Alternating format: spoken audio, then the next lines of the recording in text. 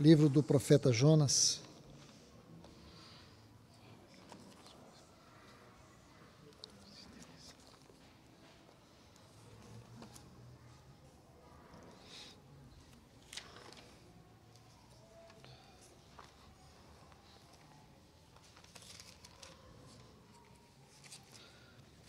Algo que eu creio que precisamos estudar sobre esse profeta que traz uma mensagem para os nossos dias. Então vamos aqui no capítulo 1, vamos ler apenas os versículos 1 a 3, que diz: A palavra do Senhor veio a Jonas, filho de Amitai, dizendo: Levanta-te e vai à grande cidade de Nínive, e clama contra ela, porque sua malícia subiu à minha presença. Jonas, porém, levantou-se para fugir da presença do Senhor para Tarsis. Desceu a Jope e achou um navio que ia para Tarsis. Pagou, pois, a sua passagem, embarcou nele para ir com eles a Tarsis, fugindo da presença do Senhor. Vamos orar. Bendito Deus e Pai, nós somos gratos a Ti, Senhor, por esse tempo que nós estamos aqui diante do Senhor. Confiados unicamente na Tua infinita misericórdia, que nós estamos aqui, crendo que só o Senhor poderá falar a nós. Então nos abra a Tua palavra, Senhor. Nos leve a ver muito mais do que voz e letras, que nós possamos sentir no nosso espírito, o Teu Espírito nos revelando a Tua palavra. Então, nós clamamos a Ti no nome de Jesus. Amém. Pois bem, meus amados irmãos e irmãs, vamos pelo menos ter uma introdução sobre este livro. Aqui, o tema que eu quero compartilhar é o retrato da igreja relutante diante da vocação celestial. Uma igreja que resiste à vocação celestial. Eu creio que esse é um ponto muito importante, porque o objetivo é refletir a nossa vida como igreja diante da mensagem desse livro. Há muitas questões que eu diria assim, curiosas sobre o livro do profeta Jonas. Primeiro, a simetria dos capítulos. Como o capítulo 1 é configurado com o capítulo 3 e o capítulo 2 com o capítulo 4. Se ainda tiver tempo durante esse final de semana, a gente possa colocar um pouco sobre isso. É muito interessante. Você vê a mente de Deus na sua palavra. E o que me chama muito a atenção aqui é o fato de que este livro ele é colocado dentro da bibliologia, da classificação dos profetas menores. Porém, quando você estuda este livro, ele não trata de profecias. Ele não é um livro que trata de profecias. Ele é um livro que trata do profeta. Então, este livro, ele vai nos falar do profeta, diferentemente dos demais livros proféticos do Velho Testamento. Quando você estuda este maravilhoso livro, contendo apenas 4 capítulos, você tem apenas uma narrativa, uma história. A história de um profeta que recebeu uma incumbência, um chamado, e ele desobedeceu. Então, nós percebemos que aqui, Deus move um grande peixe para poder tragá-lo, porque quando ele foge para Tarsis, ele vai para uma viagem extremamente distante, um custo muito alto para aqueles dias. Mas o objetivo dele não era fugir para um lugar distante. O texto diz de forma muito clara no versículo 3. Ele não estava fugindo para um lugar distante, ele estava fugindo da presença do Senhor. Então, quando você vai construindo essa narrativa, você vai observando pontos importantes. Porque à medida que você lê e você vai vendo essa história, que Deus ele promove certas circunstâncias. E o objetivo de Deus não era simplesmente por causa do seu profeta, é por causa da sua palavra. É por causa da sua vontade. E aqui nós vemos que Deus o atrai. E no capítulo 3, inicia assim, novamente, Deus fala a Jonas. Porque este livro, embora conte a história do profeta, ele nos diz muito sobre Deus e nós. Porém, é um livro que fala de responsabilidade espiritual. O objetivo nesses dias é tentar levar os irmãos a refletir não somente a vida pessoal, mas também congregacional, à luz da vocação celestial. Então, usaremos este livro como um pano de fundo, e falo isso com reverência. Usaremos este livro como pano de fundo para poder mostrar os nossos desvios. O quanto o caminho da obediência, que é o caminho de cruz. A gente gosta muito de falar de caminho de cruz. Mas o sinônimo de caminho de cruz é obediência. E o quanto nós precisamos entender o que é viver uma vida de obediência. A tragédia do nosso tempo é que a cristandade tem se misturado com o cristianismo. E aí o espiritualismo tem corrompido a espiritualidade. Então a gente perdeu o padrão celestial das coisas espirituais.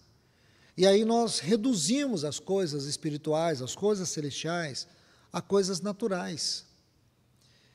Então esse é o grande perigo do nosso tempo, porque nós vivemos uma época que é caracterizada espiritualmente falando pela grande apostasia, e essa não é uma apostasia qualquer. Ela é uma apostasia escatológica. Mas não é uma apostasia apenas classificada pela frieza. A frieza é apenas um sintoma dos desvios, do afastamento. O desvio doutrinário, a perda da devoção, a forma como nós reduzimos Deus a um ídolo de religião, e fazemos do nosso relacionamento algo que nós julgamos, até mesmo inconscientemente, que nós estamos no controle. E assim, a vida cristã dos nossos dias, ela é completamente divorciada da vida cristã bíblica, da vida cristã histórica, da vida cristã tanto do Velho Testamento, em especial eu aqui me refiro à vida cristã do Novo Testamento, mas não excluindo o Velho Testamento, porque no Velho Testamento a vida cristã era caracterizada muito pelo relacionamento pessoal daqueles homens e mulheres que andaram com Deus. Mas quando você chega no Novo Testamento, você vê que a grande ênfase é congregacional. E quando você chega ali em Hebreus capítulo 11, e você tem o capítulo 11 de Hebreus, é o capítulo que trata da fé. É claro que a Bíblia, quando ela trata de um assunto de forma doutrinária, ela expõe fundamentos. Então você não pode abrir nenhum capítulo, nenhum versículo da Bíblia e fazer uma exposição doutrinária se você não observar os fundamentos que são colocados ali.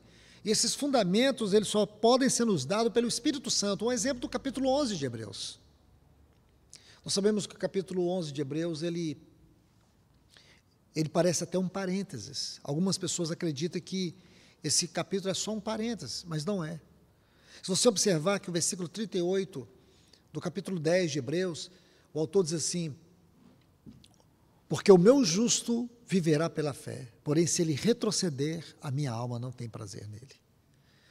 Então você vai ver que Deus coloca essa nota, mas essa nota também carece o exame profundo, porque ela está dentro de um contexto. E esse contexto, ali naquele capítulo 10, é um contexto onde o grande tema é a plenitude da vida cristã. E esse capítulo 10, ele também tem um contexto, esse contexto é muito longo, ele começa desde o final do capítulo 6. E você vai ver que esse autor, ele faz algumas referências ao Senhor Jesus.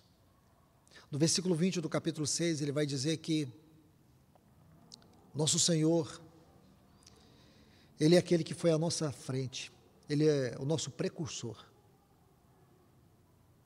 No capítulo 7, ele vai fazer duas referências ao Senhor, como fiador e como intercessor. No capítulo 8 e 9, ele vai fazer uma outra referência para o Senhor, mediador. E no capítulo 12, bem no versículo 2, ele faz a última referência ao Senhor que está dentro desse contexto, autor e consumador da nossa fé. Essas palavras não são palavras isoladas dentro desta narrativa bíblica. Elas fazem parte de um quadro muito lindo. Mas não é um quadro que tem como objetivo nos apresentar o Senhor Jesus, mas para falar da nossa vocação, falar do nosso chamamento, falar da nossa espiritualidade, falar daquilo que podemos definir como a graça no sentido objetivo da palavra, mas também da graça no sentido subjetivo. A graça do ponto de vista da doutrina e a graça do ponto de vista da graça, ou da prática. Então, quando nós temos tudo isso em mente, a gente começa a pensar o que é a vida cristã à luz da Bíblia e como que deve ser o povo de Deus nesse tempo. A questão é que o povo de Deus nesse tempo é o povo que tem a Bíblia. Ele tem a Bíblia, esse povo possui a Bíblia como livro, mas não como palavra de Deus. Porque como livro, ela me dá informações, mas como palavra de Deus, ela me dá direção. Como o livro, o que ela requer de mim? Ela requer apenas que eu a coloque num lugar onde ela fique muito bem alojada, e ela pode ficar em qualquer lugar. Mas como palavra de Deus, ela não aceita ser colocada em qualquer lugar, porque ela é viva. Ela não é uma palavra que é um mero livro, ela é uma palavra viva. Ela é uma palavra que penetra, que corta. Essa palavra é luz. Essa palavra é como um martelo, é como uma espada. Essa é uma palavra viva. Essa é uma palavra que ela tem uma natureza e um caráter eterno. Essa palavra é apenas uma parte da expressão daquilo que é o logos, porque o logos é o sentido mais elevado da definição para nós daquilo que é palavra, que é o próprio Senhor Jesus. E a sua palavra escrita é uma parte dele. Você já admitiu isso? Você já pensou assim? Que a palavra escrita é uma parte daquilo que é dele para nós, daquilo que ele deixou para nós. As construções históricas dos fatos da Bíblia não são construções isoladas, elas fazem parte de um processo de Deus, um processo de revelação. E todo esse processo, quando você olha à luz do Antigo Testamento, apontava para uma única direção: o próprio Senhor Jesus, aquele que é a revelação suprema de Deus. Mas o que tudo isso implica, irmãos? Implica em um caminho de vida ascensional, uma vocação celestial. Implica em vivermos o cristianismo bíblico, santo, uma vida cristã elevada. Se por um lado nós somos uma geração onde nunca se houve tanta possibilidade de informações, tanta acessibilidade a informações, por outro lado nós somos a geração mais analfabeta espiritualmente falando. Porque nós não somos uma geração apenas que somos analfabetos. Não é porque nós não queremos nos aprofundar na palavra de Deus. O sintoma é mais profundo, é uma questão de rejeição, é de desprezo mesmo. É de não querer ouvir mesmo. É o escutar, mas não ouvir, não atender, não obedecer. Isso é o assunto do livro de Jonas. Então nós vamos mergulhar nisso e perceber a nossa própria condição como um povo que deveria, no discernimento desse tempo, ter uma vida cristã adequada. Uma vida cristã que corresponda à obra do Calvário. Aquilo que Cristo fez por nós. Aquilo que Ele realizou lá na cruz.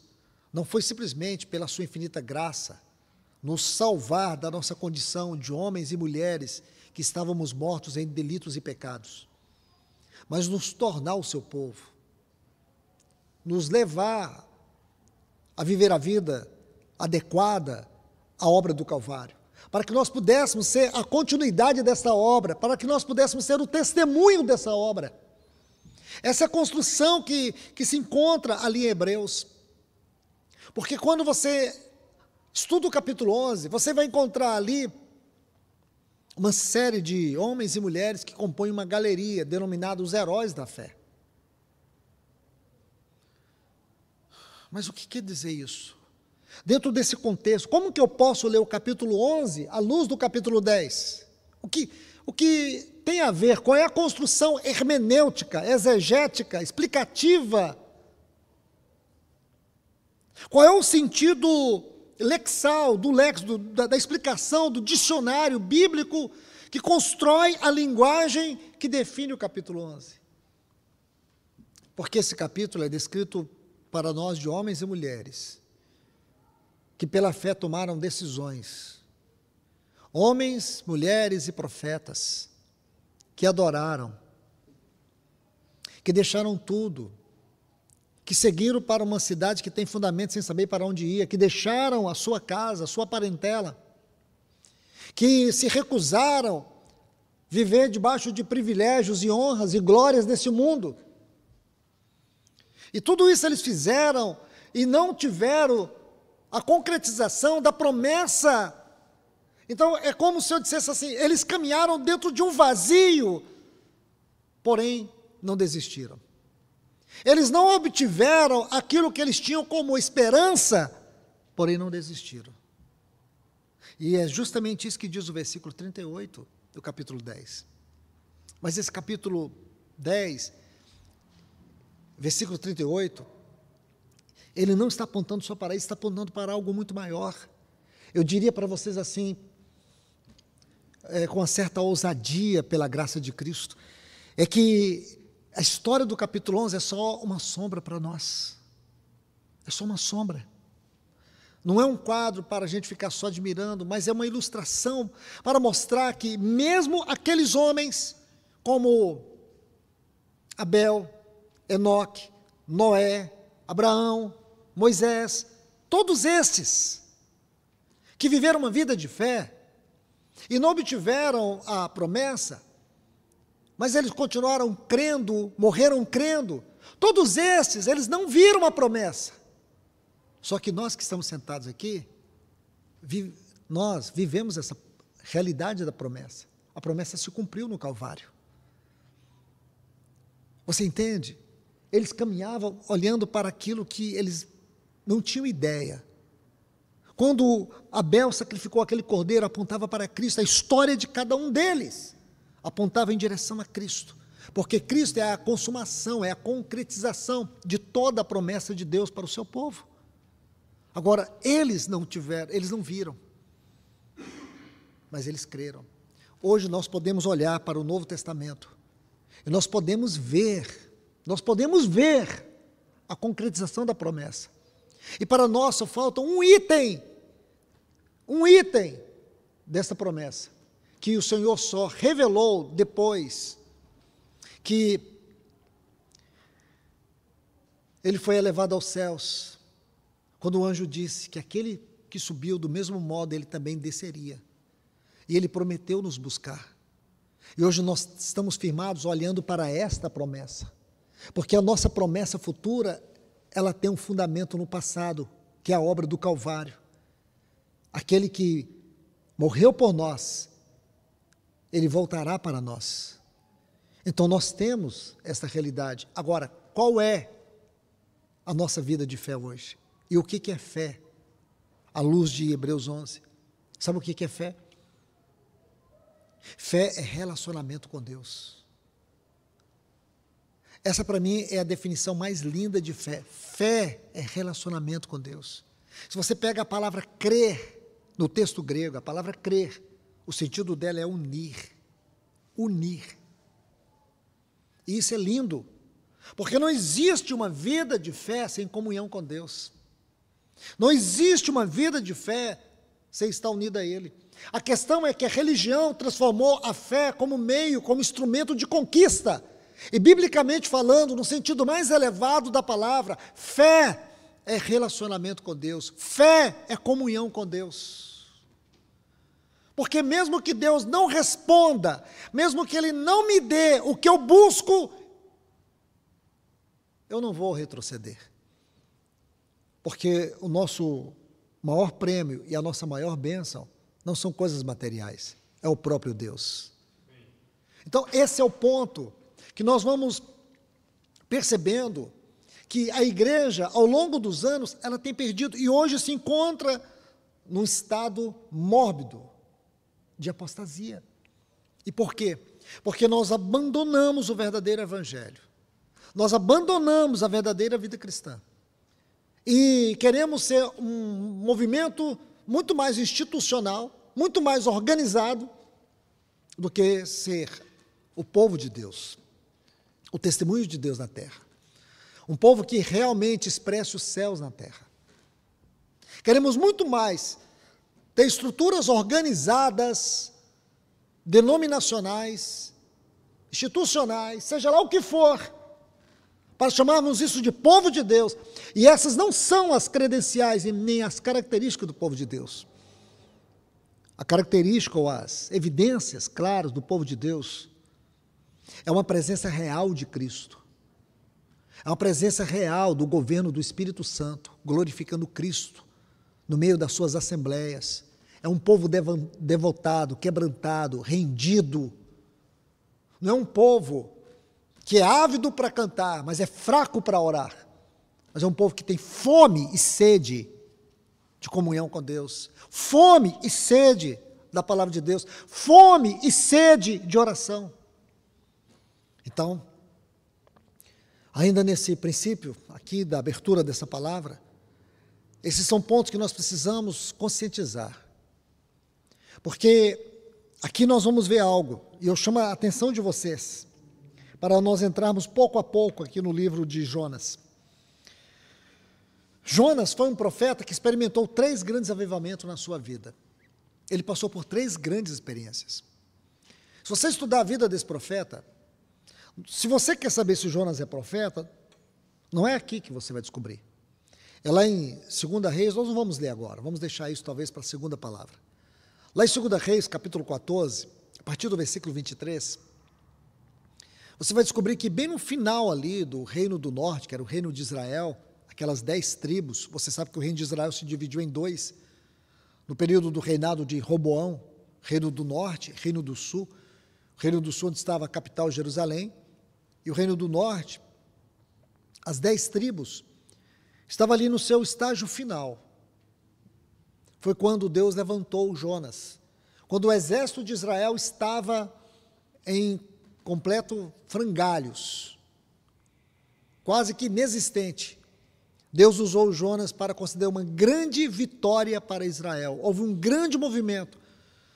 Alguns estudiosos chegam a dizer que analisaram a história desse período da vida de Jonas, eles dizem que foi como que o último chamado de Deus para que Israel, o reino do norte, se arrependesse. Foi através do ministério do profeta Jonas, onde Deus concedeu uma manifestação de misericórdia para a nação de Israel.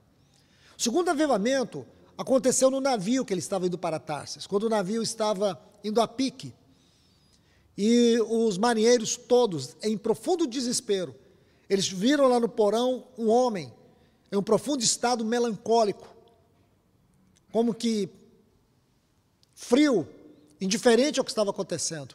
E a pergunta foi: que ocupação é a tua? Este homem era Jonas. Então ele sabia que aquela era uma manifestação divina. E ele sabia da sua condição, do seu estado, ele revelou para aqueles homens. Mas antes disso, a postura de Jonas provocou um profundo temor de Deus em toda aquela embarcação. E a história aqui, passando rapidamente, a Bíblia diz que aqueles marinheiros começaram a glorificar a Deus, e eles se renderam a Deus. Esse foi o segundo avivamento. E o terceiro, todos nós sabemos, foi o que aconteceu com a cidade de Nínive. Então, Jonas foi um profeta que experimentou muito do Senhor. Mas agora nós precisamos analisar algo que ocorre aqui bem no início. Um ato de profundo desagravo da parte de Jonas para com o Senhor. O capítulo 1, versículo 1 diz assim: a palavra do Senhor veio a Jonas, filho de Amitai, dizendo: levanta-te e vai à grande cidade de Nínive. Agora, observe, versículo 3, Jonas, porém, se levantou para fugir da presença do Senhor. Eu quero destacar esses 2 pontos para que a gente possa observar aqui o verdadeiro sentido aqui. Porque aqui tem algo que nós devemos considerar. que quando o Senhor o chama, ele tinha uma vocação, ele tinha um chamado, ele tinha um chamamento celestial no seu coração. Porém, Jonas se desviou disso. Ele preferiu viver sua vontade.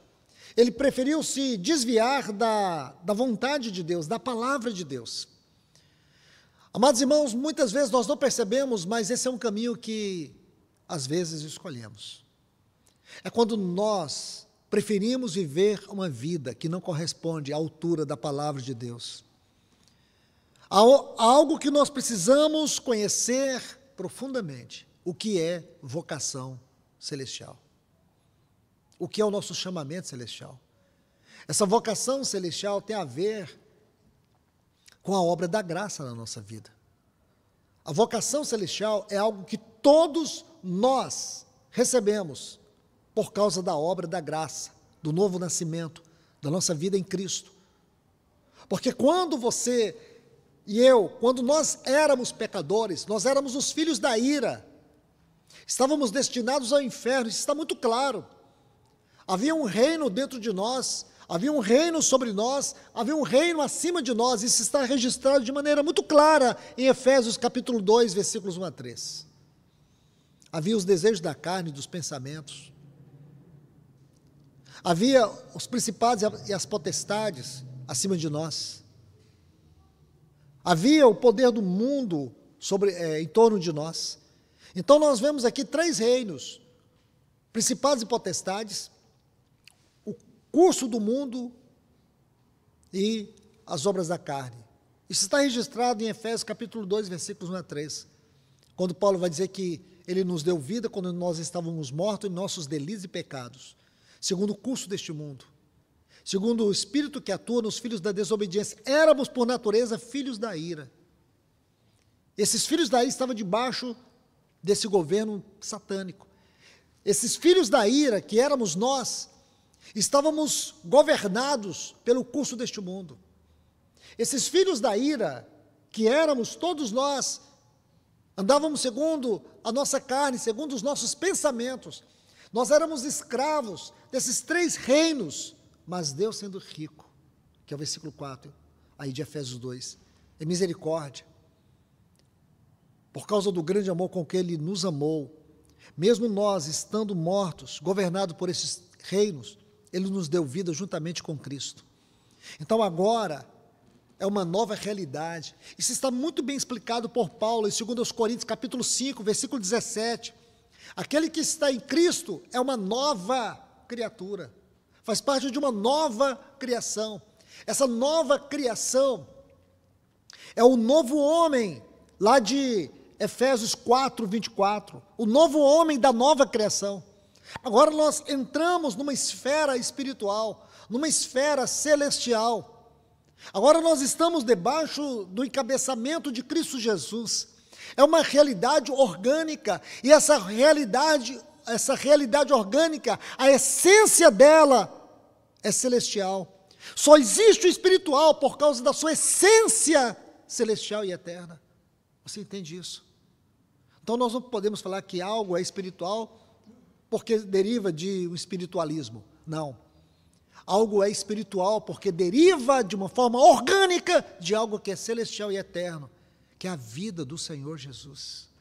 Aquilo que Paulo disse, não sou eu quem vivo, é Cristo que vive em mim. Ele diz lá em Colossenses capítulo 3, quando Cristo, que é a vossa vida, se manifestar. Então, essa vida orgânica, ela é celestial, por isso que ela é espiritual.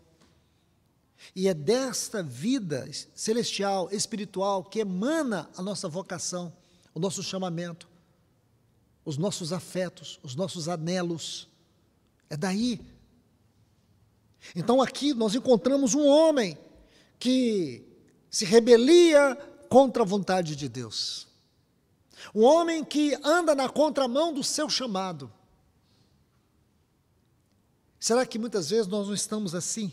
Observe aqui, levanta-te. Talvez na sua Bíblia está assim, dispõe-te. Então nós vemos aqui um movimento descendente. Esse movimento descendente aqui é um drama, porque a partir de então, você vai estudando que Jonas ele vai descendo, ele vai descendo, ele vai descendo, e ele vai descendo. Ele desce 4 vezes. Porque não tem como nós vivermos a vida cristã em completa colisão com a palavra de Deus e dizer que está tudo bem. O inimigo pode criar em você a falsa sensação que está tudo bem. Porque às vezes o nosso próprio ser psicológico, ele cria uma disposição falsa para poder te convencer que está tudo bem, que tudo vai ficar bem. Às vezes nós procuramos algumas coisas para poder cobrir preencher esse vazio da desobediência. O espiritualismo é uma grande ferramenta para isso. A religiosidade é uma grande ferramenta. Por quê? Porque a gente se esconde por detrás disso. Já viu quando os irmãos precisam tomar decisões, eles dizem assim, vamos orar, mas nunca oram. Nós temos que buscar a vontade do Senhor.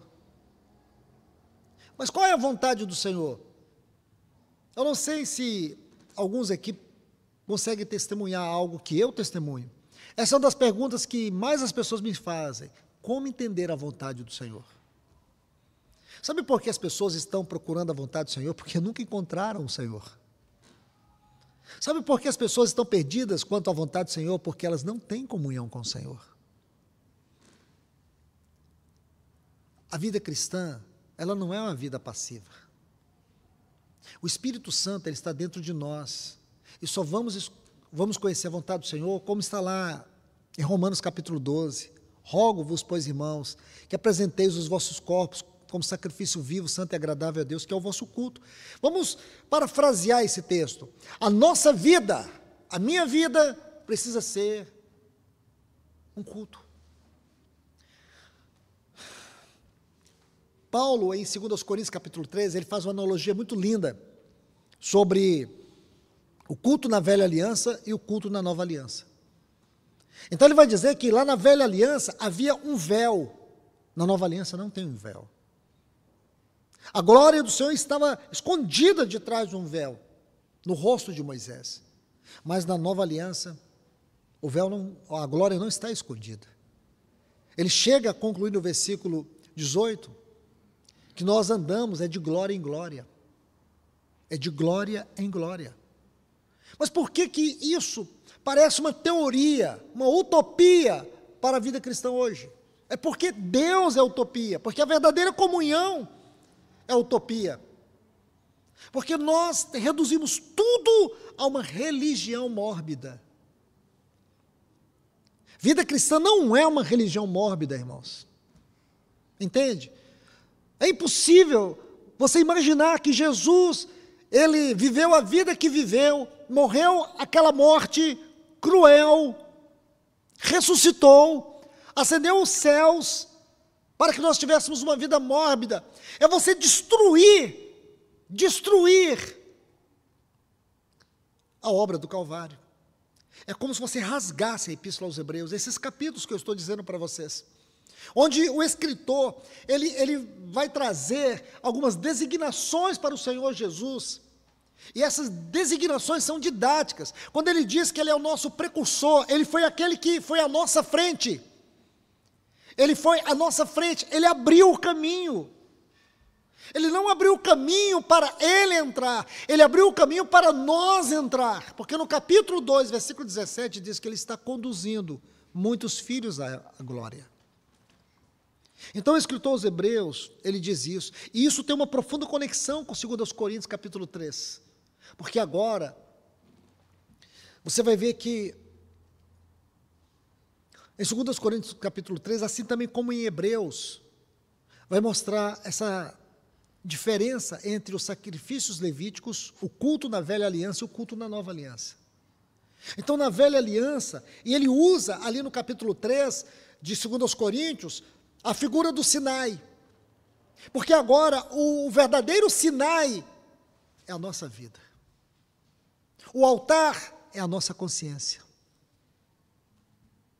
O sacrifício é o nosso corpo. O culto é dentro de nós. O culto é dentro de nós. Irmãos, é muito fácil fazer culto congregacional, porque você tem todo tipo de pessoas cantando. Mas o verdadeiro culto que chega a Deus não é o barulho que está aqui, é aquilo que, em espírito e verdade, está diante dele.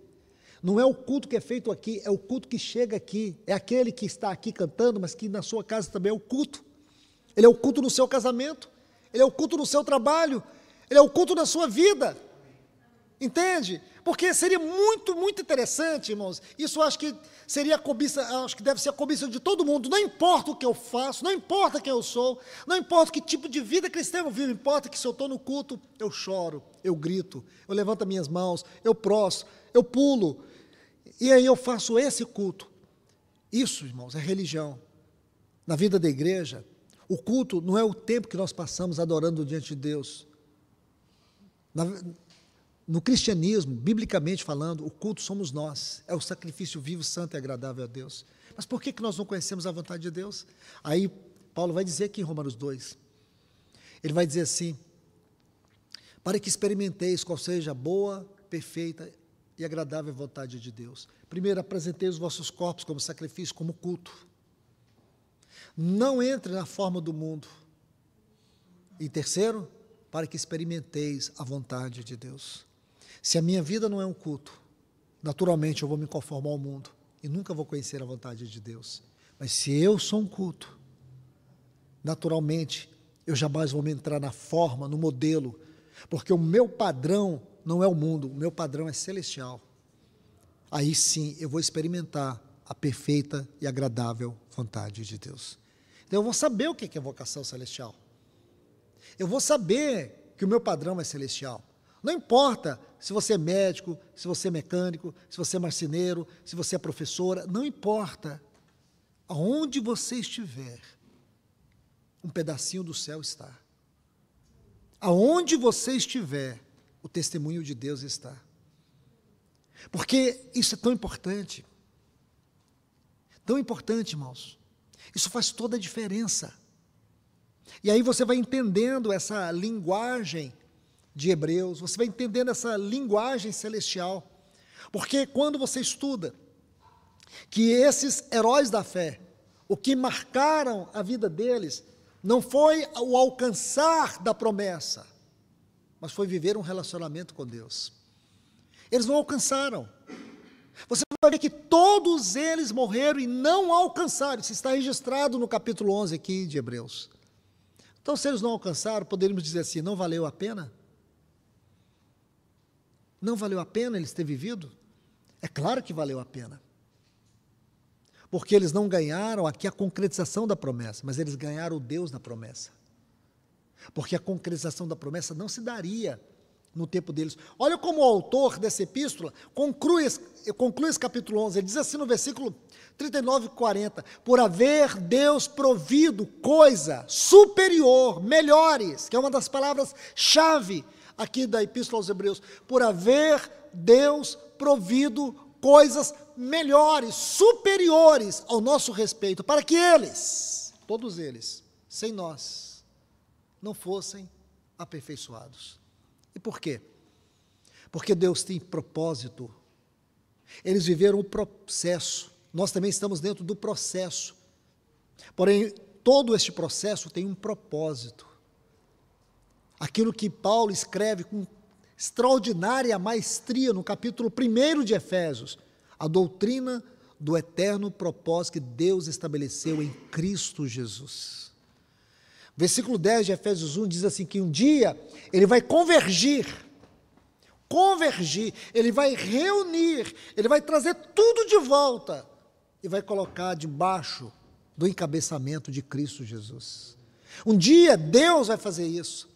Escute bem, Efésios 1:10, de fazer convergir nele, na dispensação da plenitude dos tempos, todas as coisas. Um dia, todas as coisas, tanto nos céus como na terra, Deus vai reunir tudo de novo e vai colocar debaixo dos pés, do encabeçamento do nosso Senhor Jesus Cristo.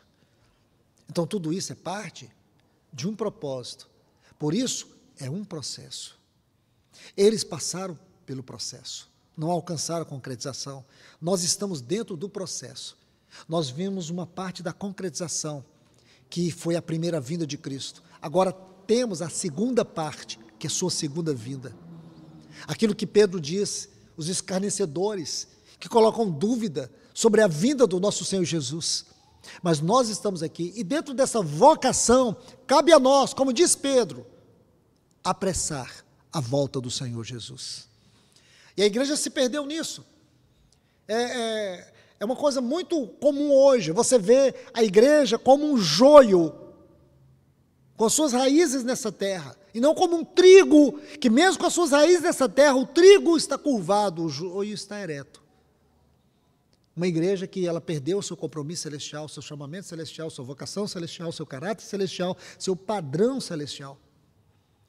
Por isso que nós encontramos aqui um homem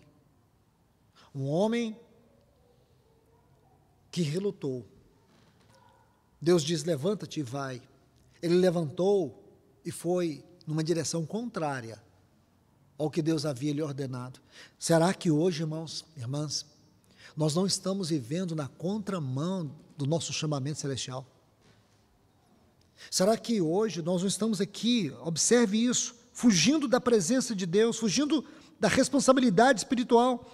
Observe nessas duas palavras aqui, talvez esteja dispõe-te ou levanta-te, nos versículos 2 e 3, dispõe-te no versículo 2, vai a Nínive, levantou-se e foi para Tarsis, e aí ele começa a descer, e para baixo.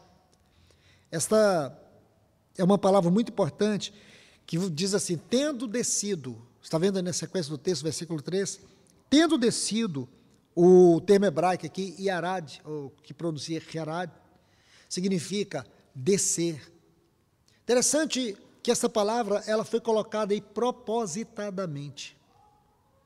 Os estudiosos, eles analisando esse versículo 3, eles compreenderam que essa palavra, ela tem um sentido didático.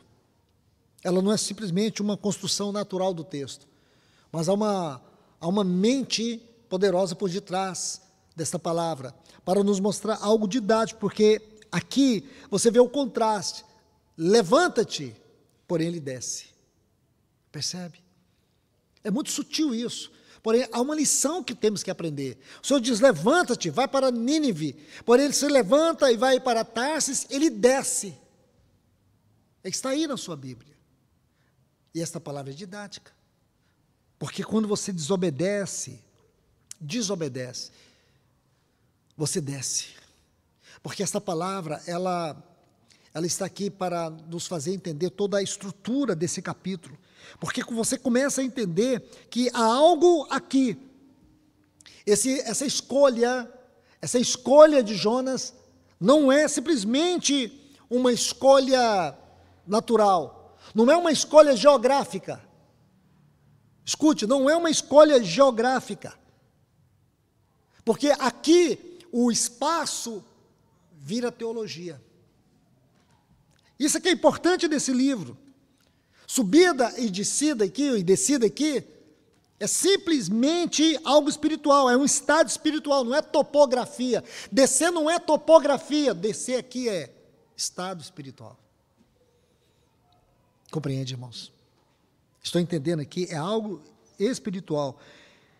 Aqui você vai ver, ouvir a voz de Deus sem obedecer, é o início da queda, é o início do fracasso. Jonas começou a fracassar no momento que ele deixou de ouvir a palavra de Deus. Ele era profeta. Se tinha algo que era particular, era intimamente particular para o profeta, era a comunhão com a voz de Deus. Porque os profetas não eram a origem da palavra. Eles eram alguém que ministravam a palavra de Deus. Por isso que no Antigo Testamento a palavra muitas vezes para profeta era vidente, traduzindo, homens que tinham visão. Homens que tinham visão celestial, visão espiritual. Aqui está uma descrição do que era o ministério profético no Antigo Testamento. Isso para nós tem que soar muito alto, porque esse homem de visão espiritual, Esse homem que outrora tinha comunhão com a voz de Deus, de repente ele desceu. É só você observar aqui os textos. Ele vai descendo. Constantes descidas. Ele desceu a Jope, ele desceu ao navio, ele desceu ao porão, ele desceu às profundezas. Aqui é uma espiral do afastamento, quando você abandona a voz de Deus. Quando você vira as costas para a palavra de Deus. Quando o que Deus manda a gente fazer, a gente não faz. A gente se prende, a gente quer fazer do nosso jeito. Nós não podemos colocar as nossas mãos sujas nas coisas do Senhor. A obra de Deus não é do meu jeito, não é o que eu acho, não é o que eu penso, não é as minhas ideias. O padrão está aqui. Lembra que quando Deus mandou Moisés construir o tabernáculo, Deus disse, faça segundo o modelo que eu te mostrei. E a igreja tem um modelo, mas não é o meu modelo. O modelo está estruturado na pessoa e obra de Cristo Jesus. Aquele que disse, eu edificarei a minha igreja. A minha igreja. Não é eu fazer do meu jeito, como eu quero, para ter sucesso, para ter nome, para ter pessoas, para ter aplausos, para ter reconhecimento. Que adianta tudo isso e diante de Deus não ter peso? Que adianta tudo isso e perder a presença do Senhor? Pense, que adianta tudo isso e perdermos a presença do Senhor? Porque aqui você vê não apenas um homem que está fugindo da voz de Deus, ele está fugindo da presença de Deus. Eu tiro aqui uma lição e faço isso com temor, porque a sensação que eu tenho é que muitas vezes nós não queremos nos comprometer com a presença de Deus por causa do custo que ela tem para nós, o custo da renúncia. Obedecer requer renúncia. Porque nós não oramos para Deus fazer a nossa vontade. De maneira muito íntima eu digo isso. Toda vez que você verdadeiramente ora, não é para você fazer, não é para que Deus faça a sua vontade.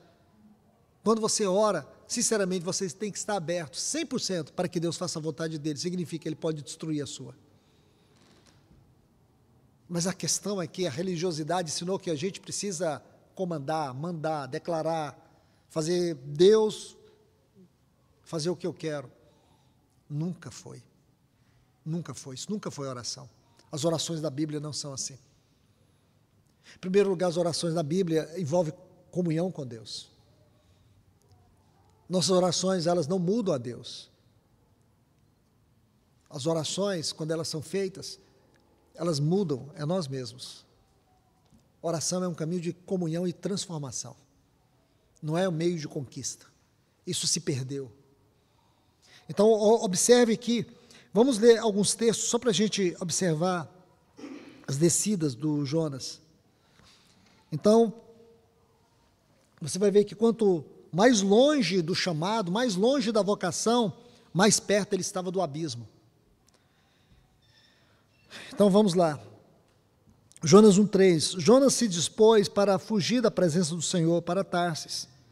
E tendo descido a Jope, achou um navio que ia para Tarsis. Pagou, pôs a sua passagem e embarcou, entrou nele para ir com ele para Tarsis, para longe da presença do Senhor. Versículo 5. Então os marinheiros, cheios de medo, clamavam cada um ao seu Deus, e lançavam ao mar a carga que estava no navio para o aliviarem do peso dela. Jonas, porém, havia descido para o porão, e se deitado e dormia profundamente. Capítulo 2, versículo 3. Capítulo 2, versículo 3 diz: Pois me lançaste no profundo, no coração dos mares. Versículo 6 ainda do capítulo 2. Desci até os fundamentos dos montes, desci até a terra, cujos ferrolhos se correram sobre mim para sempre. Contudo, me fizeste subir da minha sepultura, ó Senhor, meu Deus. Então você vê que a fuga aqui não é da missão, mas é da presença do Senhor. ele não está rejeitando uma missão, ele está simplesmente rejeitando a comunhão com Deus. O Jonas desejava um mundo que ele pudesse viver sem a voz de Deus, é isso que ele estava procurando. E será, irmãos, quantas vezes não repetimos essa lógica de Jonas? Será que nós não estamos fugindo da voz do Senhor? Será que nós não estamos fugindo da vontade do Senhor? Será que essa não é a lógica da nossa vida, não é só a lógica da vida de Jonas, mas é a lógica da nossa vida? Será que fugir para o ativismo não é uma forma de fugir da presença do Senhor? Será que fugir para uma realidade vazia não é virar as costas para uma comunhão profunda com Deus? Aqui há algo que nós precisamos refletir. O caminho da cruz é o caminho da obediência. E a obediência é o princípio da vida de Cristo. A obediência é o princípio da vida de Cristo. Eu quero fazer citação de um texto de Paulo, Atos capítulo 20, versículo 24. Ele disse assim: em nada eu considero a minha vida preciosa para mim mesmo, contanto que eu cumpra o ministério que eu recebi do Senhor. Irmão, sabe qual é o grande problema? É que nós consideramos a nossa vida preciosa para nós mesmos. A questão é que a minha vida é muito preciosa para mim. Eu vou perder? Talvez essa não fosse a lógica de Jonas. O que ele perderia indo para Nínive? Nínive era uma cidade que era caracterizada por ser um caudal de pecado. Era uma cidade depravada. Era uma cidade extremamente imoral. Jonas acreditava no juízo de Deus sobre Nínive, mas ele não confiava na misericórdia de Deus. Então ele pensou muito mais no que ele poderia perder do que naquilo que Deus poderia ganhar. Será que essa não é a lógica da nossa vida, irmãos? Será que a gente não considera a nossa vida preciosa demais? Será que a minha falta de vida de oração, de comunhão, de oração, não é porque eu amo a minha vida demais? Há poucos dias eu dizia isso na assembleia onde eu me reúno. Porque eu sei que alguns irmãos, eles, antes do trabalho, eles vão para a academia. Antes de ir para a faculdade, vão para a academia. Então eles vão cedo. Não é verdade? Então eu estava dizendo assim para eles: vocês são disciplinados com o corpo de vocês, com a saúde de vocês. Não é verdade? E a saúde de vocês dura até a doença chegar, aquela doença mortal, que nos leva para a sepultura. Não é verdade? A gente cultiva tanto esse corpo, não estou dizendo que isso é pecado, não. Isso é certo, cuida do corpo, é certo, é correto. A questão é a gente não cuidar do nosso espírito, da nossa alma. Entende? Porque a nossa alma, o nosso espírito, tem um valor eterno.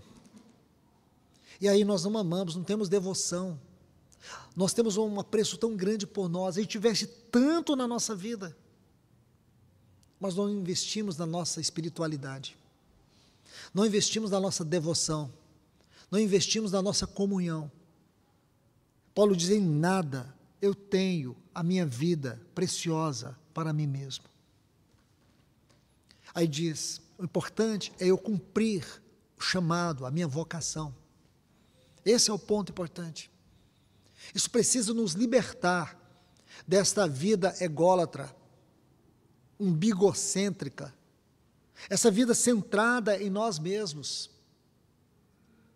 Talvez esse fosse um ponto aqui para o Jonas. Talvez aqui a incredulidade estivesse habitando o coração dele, de forma que ele se desviou da vontade de Deus. Ele tentou criar para ele um mundo onde ele não precisasse ouvir a voz de Deus. Isso é muito grave, é muito sério, meus irmãos. Que o Senhor tenha misericórdia de nós, porque aqui você vai ver que fugir da presença de Deus não nos leva a nenhuma liberdade, a não ser escravo da culpa e do medo. Fugir da vontade de Deus não torna ninguém livre, e sim escravo da culpa, escravo do medo, da solidão espiritual. Então aqui nós sabemos que é algo sério. E eu quero concluir com um ponto, ainda para a nossa reflexão. É um texto que está lá em Efésios capítulo 5, versículo 16, que diz assim: remindo o tempo, porque os dias são maus. Eu vejo muita urgência nesse texto, muita urgência, em cada detalhe desse texto. Mas aqui eu gostaria de separar pelo menos 3 termos dentro desse texto e trazer para dentro da luz dessa palavra, da sua aplicação para nós. Nós que muitas vezes podemos entrar dentro deste contexto de Jonas, nós que talvez possamos a partir de agora meditar o quanto temos nos afastado da voz de Deus e da sua presença. E essas duas coisas são inseparáveis. Como nós estamos procurando viver a nossa vida, assim como Jonas, quando ele toma o caminho para Tarsis, ele estava dando as costas para a voz de Deus, ele estava fugindo da presença de Deus, isso é, fugindo da comunhão. A questão comunhão aqui é muito clara, está inserida aqui, no início dessa história. Ele estava fugindo da presença de Deus, da comunhão. Irmãos, hoje muitas pessoas acreditam que é possível viver a vida cristã sem comunhão com Deus. Fazer referências a Deus, falar do nome de Deus, cantar cânticos para Deus, ler de forma religiosa a palavra de Deus, nunca é comunhão com Deus. Comunhão com Deus é um relacionamento profundo e íntimo. É o relacionamento mais profundo na sua vida. É mais profundo do que o relacionamento conjugal. É mais profundo do que qualquer relação de trabalho, de comércio, familiar, seja lá o que você imagina. Na minha vida, na sua vida, não pode ter um relacionamento que seja mais profundo do que o seu relacionamento, o nosso relacionamento com Deus. Escute isso. Se você não tem com Deus o relacionamento mais profundo, então não é comunhão com Deus. Porque eu digo para você, ninguém nos conhece tão bem quanto Deus. Então não tenho que esconder nada dele. O que eu falo, o que eu faço, o que eu penso, eu não tenho que esconder. Ele sabe de tudo na minha vida. A pessoa mais íntima que eu tenho é Deus. A pessoa mais íntima que você tem é Deus. Porque eu tenho uma absoluta certeza que se as pessoas nos conhecessem da forma mais transparente possível, elas já teriam nos abandonado há muito tempo. Ele nunca abandonou. Você vê que tudo que o Jonas fez, ele fugiu de Deus. Mas você vai ver que tudo que Deus fez, aqueles marinheiros que jogaram ele lá no mar, o peixe, a tempestade, tudo o que aconteceu com Jonas é a graça que persiste, do Deus que não desiste. Ele não desiste. Olhe bem, quando você abre o capítulo 3, falou o Senhor novamente a Jonas, levanta-te. Que expressão de graça nós encontramos aqui. Que expressão de amor nós encontramos aqui. Um Deus que não desiste de nós, mas outros desistiriam, se eles soubessem quem de fato nós somos. Porque Ele conhece quem eu sou. Ele conhece quem você é. Então, meus irmãos, irmãs, eu quero chamar a atenção de cada um aqui, de cada um de nós que estamos aqui, especialmente para esse texto, Efésios 5,16. Diz assim, remindo o tempo porque os dias são maus. E aqui eu quero concluir, como eu disse. Eu quero que você observe aqui a palavra remindo.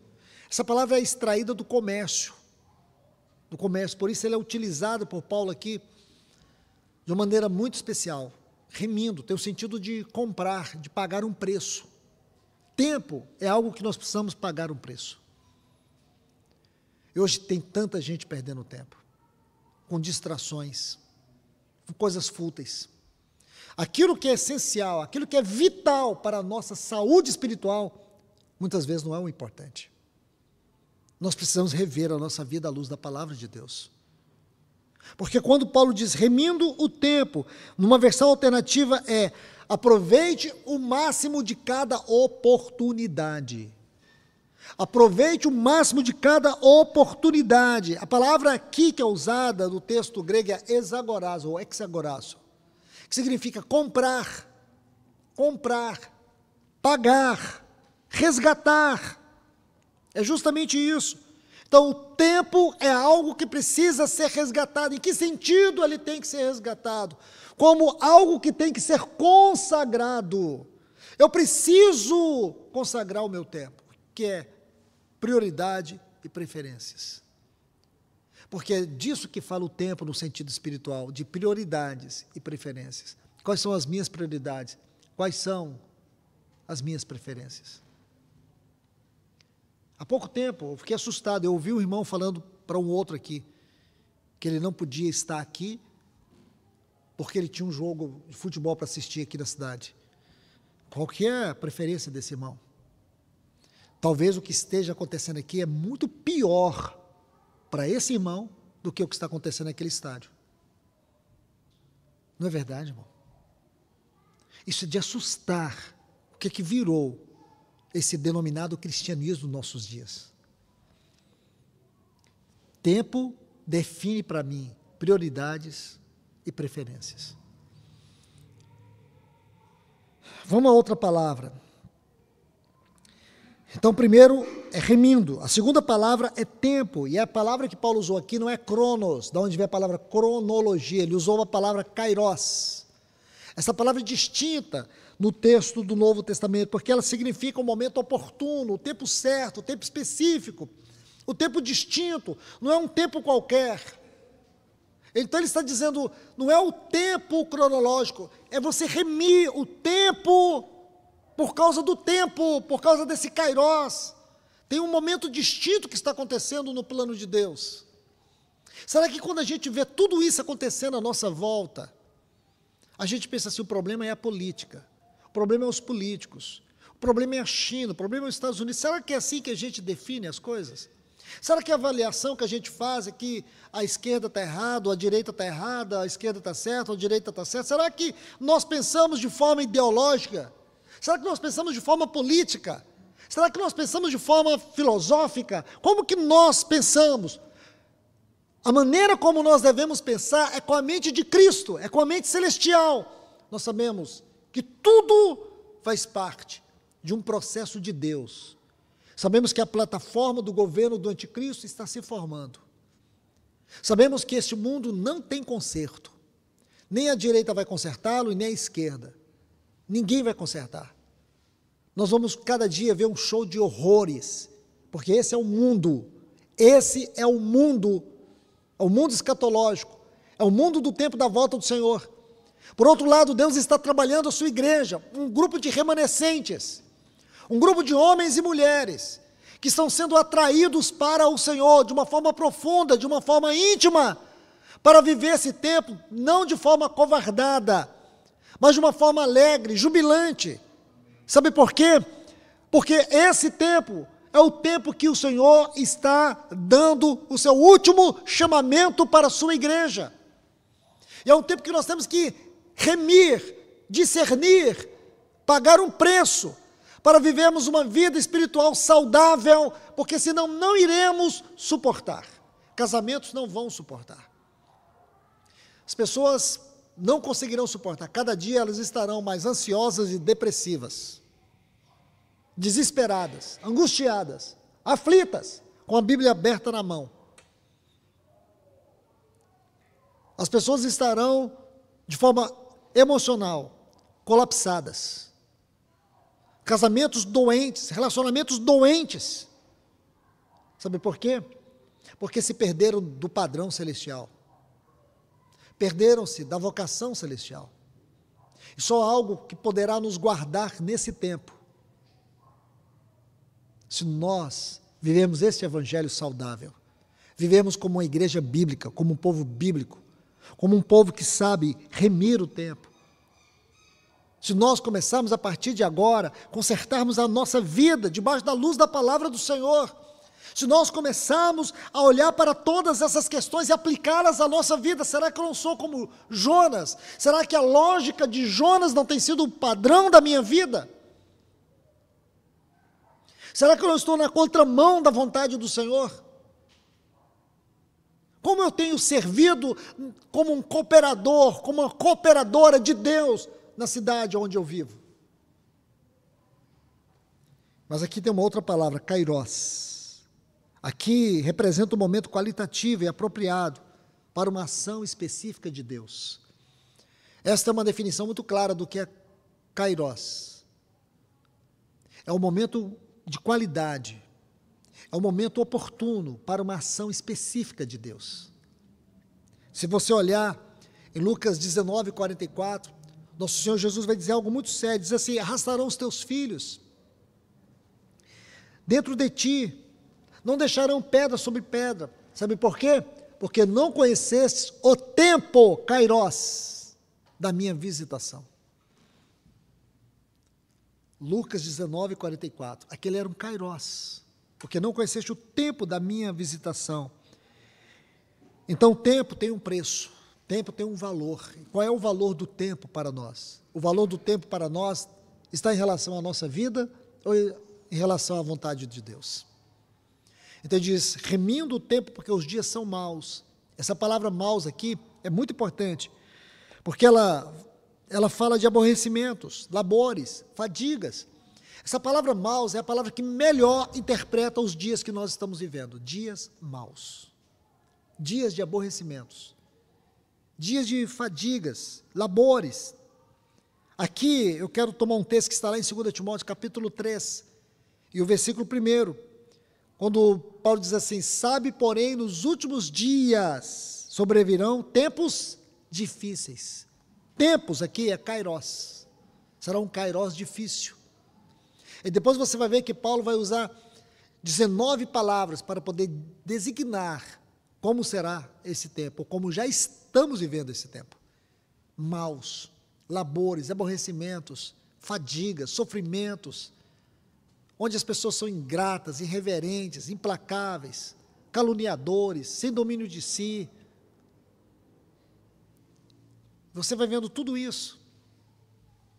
Então, é os dias que nós estamos vivendo.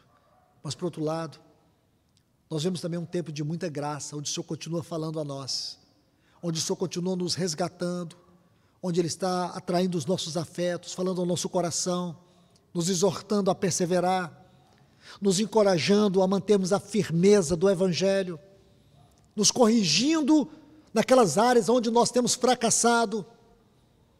Essa misericórdia, essa graça perseverante, que o Senhor nos envia pela sua palavra, para que nós não venhamos nos adormecer, apostatar, fazer como Jonas, dar as costas para Ele, perder a sua presença.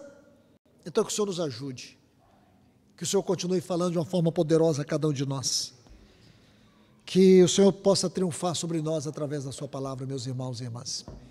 Que Deus os abençoe. Vamos orar.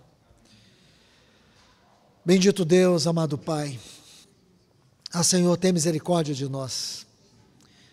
Senhor, que Tua palavra possa entrar no meu coração, no coração dos meus irmãos e das minhas irmãs aqui. Senhor, possivelmente nós estejamos como Jonas. Talvez tenhamos amado, estejamos amando a nossa vida. Senhor, talvez temos a nossa vida como preciosa demais, Senhor. E temos fugido da Tua palavra, da Tua vontade, da Tua voz e da Tua presença. Senhor, tem misericórdia, Senhor. Abre os nossos olhos para que nós possamos ver o tempo que nós estamos vivendo, esse kairos. Como o inimigo tem nos distraído, Senhor. Como ele tem nos envolvido com aquilo que o Senhor não está envolvido. Tem misericórdia, Senhor, nos ajude. Fala ao coração de cada um de nós aqui neste lugar. Confiados na Tua infinita misericórdia, Senhor, nós nos colocamos aqui debaixo da Tua voz. Fala a nós. É o que nós te pedimos, Senhor, encarecidamente no nome de Jesus. Amém.